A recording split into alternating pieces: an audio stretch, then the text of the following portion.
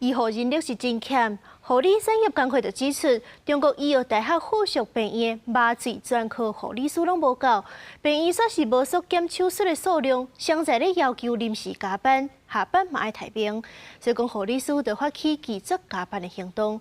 院方是干那表示讲，因拢袂勉强加班，工时冇下规定。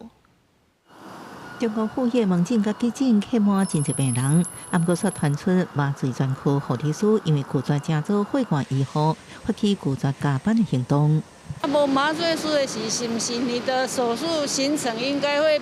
比较不顺细啊？就是要协调沟通啊，多方沟通这样。对啊，不然他们太累也是不行的。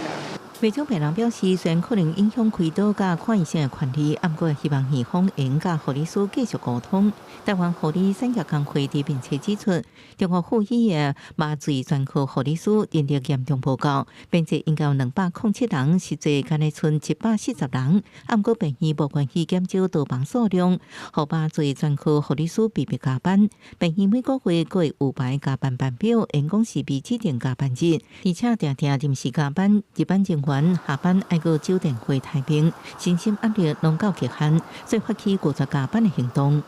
我是很肯定同仁，他可以依法去行使他拒绝超时工时的权利，但是也期待院方可以落实善意的对话，以制度来解决问题。会同本府卫生局前往实施法遵访视，已经有就超时加班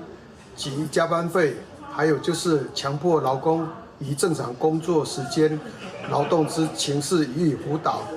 中国护医用文字声明强调，未勉强加班，尊重麻醉专科护理师意愿，未直接排定加班班表，工时拢合法规。目前急刀无受影响，长时间的手术会看情形进行调整。护理师工会全国联合会是认为，院方短期应该向看医资源或者是寻求请用保费，中长期也提出增加请人甲培育计划来进行。台中市劳工局会进行查核。然后超时加班的情形，会照劳基法来处分。记者综合报道。